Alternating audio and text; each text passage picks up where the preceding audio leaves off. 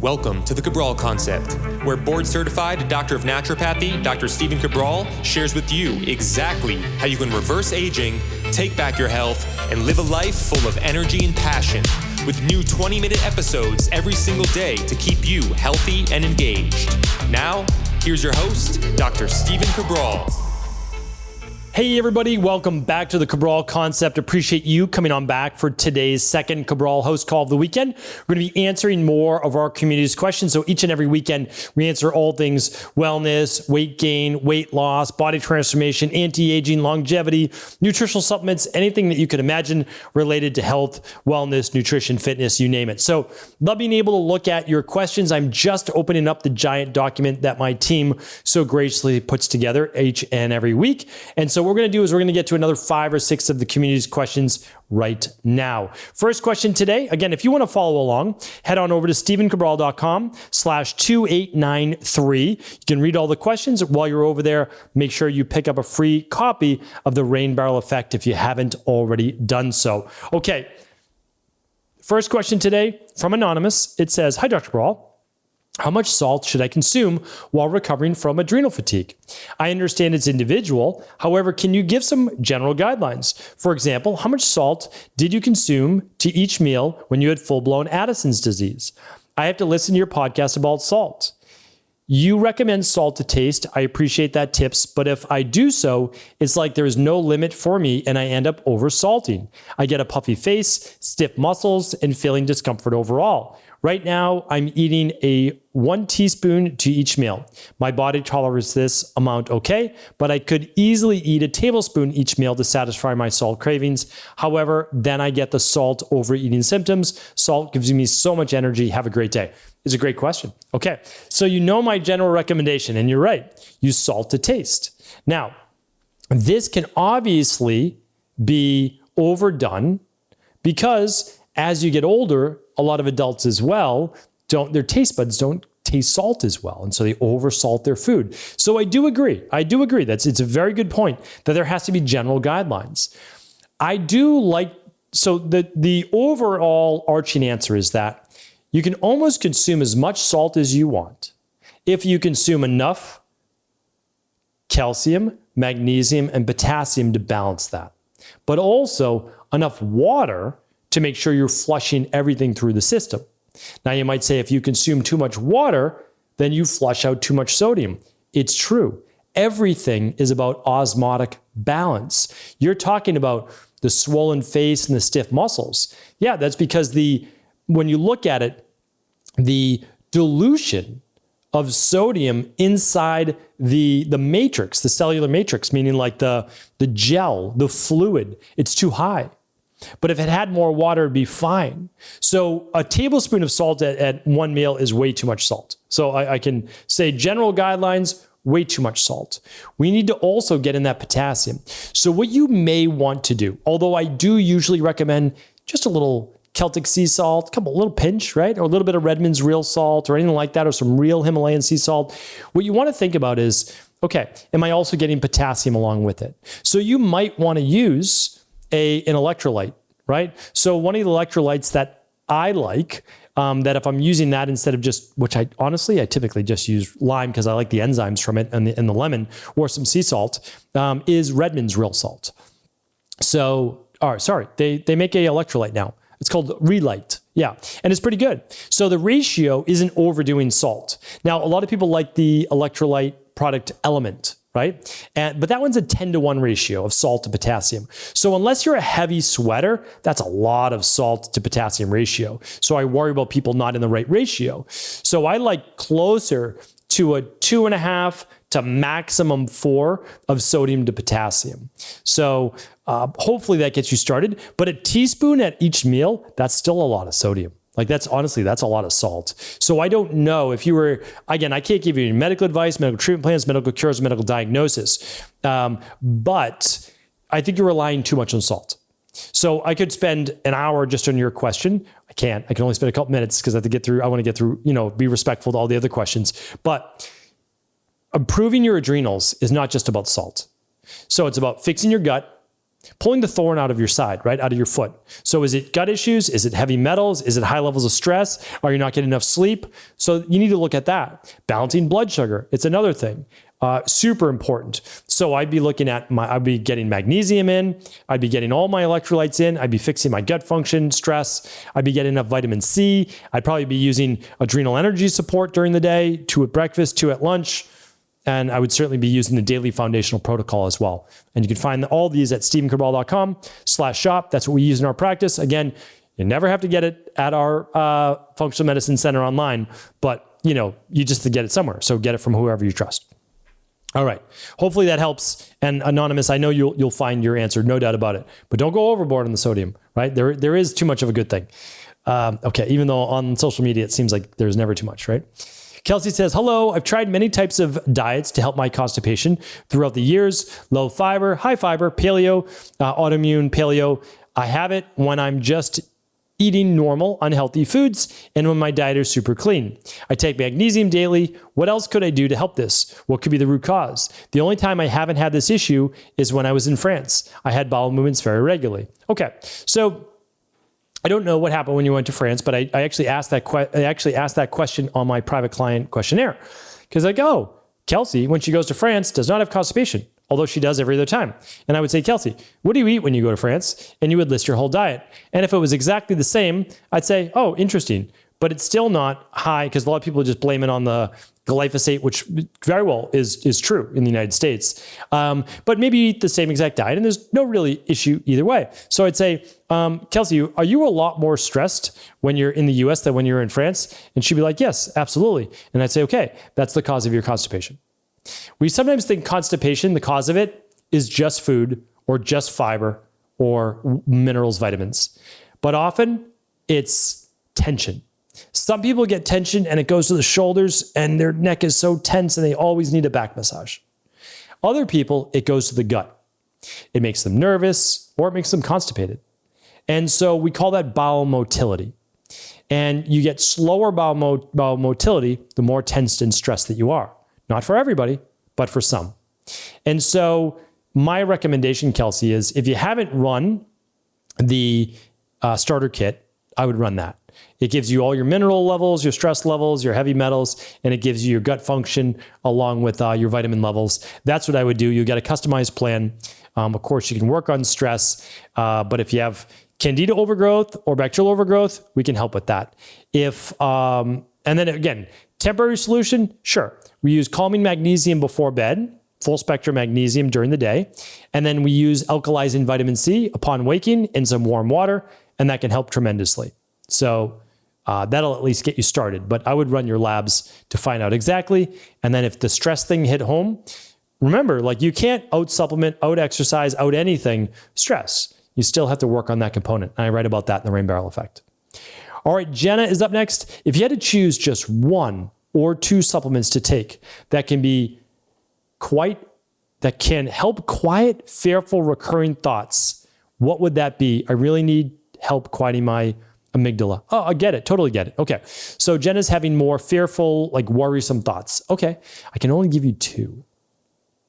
Well, if I can only give you 2, I'm going with either full spectrum magnesium or calming magnesium. And I would probably do calming magnesium because you can just dose that however you like. And you can drink it throughout the day in water. You can just make your water and it tastes like strawberry. It's delicious. So you can just your water can just literally be calming magnesium. And then I would use CBD. You can find the CBD we use at equilibriumcbd.com. And you could use gummies or you could use the oil. Or soft gels if you want. But the soft gels are just really potent if you take a couple at a time. So if I can only use 2, that's what it would be. But a third one would be Adrenal Soothe. And a fourth one would be omega-3s, daily omega-3 support. All right. And then I would do other things, of course. I would look at the whole de-stress protocol. I would do my walking and my relaxation, my meditation, my resonance breathing, all those great things.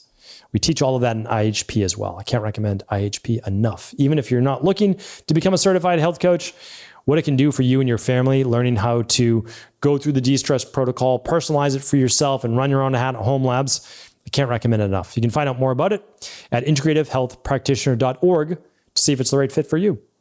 All right, Laura's up next. Laura says, hi, Dr. Ball. What do you think about the Japanese detox patches? There's a company called Bandu that sells these foot patches that are supposed to pull toxins out of your body through the soles of your feet at night.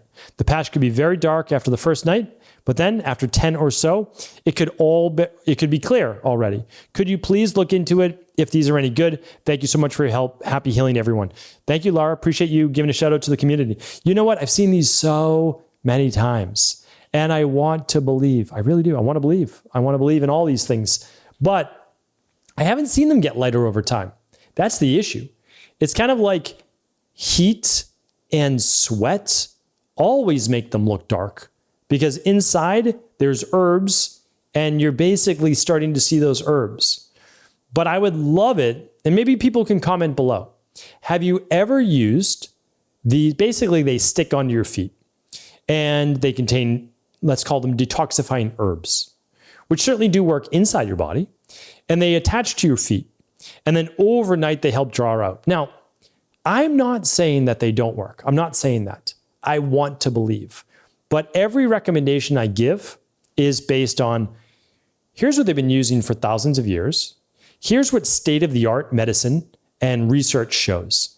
And I know that these herbs work inside the body. I know that. Can they draw from outside the body? Maybe. They do work in baths. Like it's possible. Like in a bath, I know from research that things like mustard seed can work. We already know baking soda, magnesium, sulfur, so Epsom salt, right? Magnesium sulfate works. So there's a lot of things that works, like transdermally. So I want to believe, and if those patches, so here's the thing, I might give them a shot myself. If you know of a company that you believe works, drop it in the comments below. I'm going to pick one of these companies. I'm going to try them out. I'm going to wear them every night. And then I want to see after 2 weeks if they get any lighter. I do my detoxing, I do my fasting, I run all my labs. I know I don't have a lot of toxins in my body. So I'm going to try it out. And if it works, I'm going to promote them. So they'll get a shout out. All right. Thanks, Laura, for bringing that to my attention.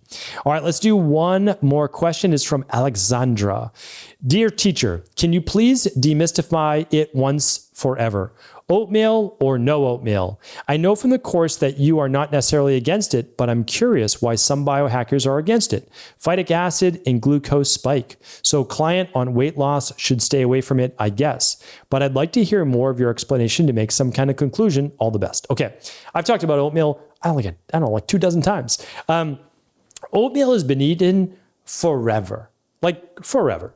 So back with millet and amaranth and some of the ancient grains, oats was one of those. And it's always been used by the traditional naturopaths hundreds of years ago. In clinical scientific data, we know that it helps reduce oxidized cholesterol. It helps with blood pressure, and it even helps with type 2 diabetes. But you might say, how is that humanly possible? And it can even help with weight loss. I literally just did a show this week on one identical twin went vegan while the other didn't. See what happened. That was Tuesday's show, episode 288. And they lost weight and they ate oatmeal for breakfast basically every day versus eggs. Now, I'm not saying that this is what everybody needs to follow. When I say these things, people get all up in arms because they love eating meat 3 times a day. To me, if you're eating meat 3 times a day and you're thriving, fantastic. But I don't know about it for longevity. If anybody really wants to know all of the latest and greatest science and research for longevity and anti-aging, I can't recommend enough checking out highperformancehealth.org. It will take you from A to Z as to what's the truth and what's not. There is nothing wrong with oatmeal, unless you have an issue with oatmeal, right? Unless you literally cannot digest and handle oatmeal well.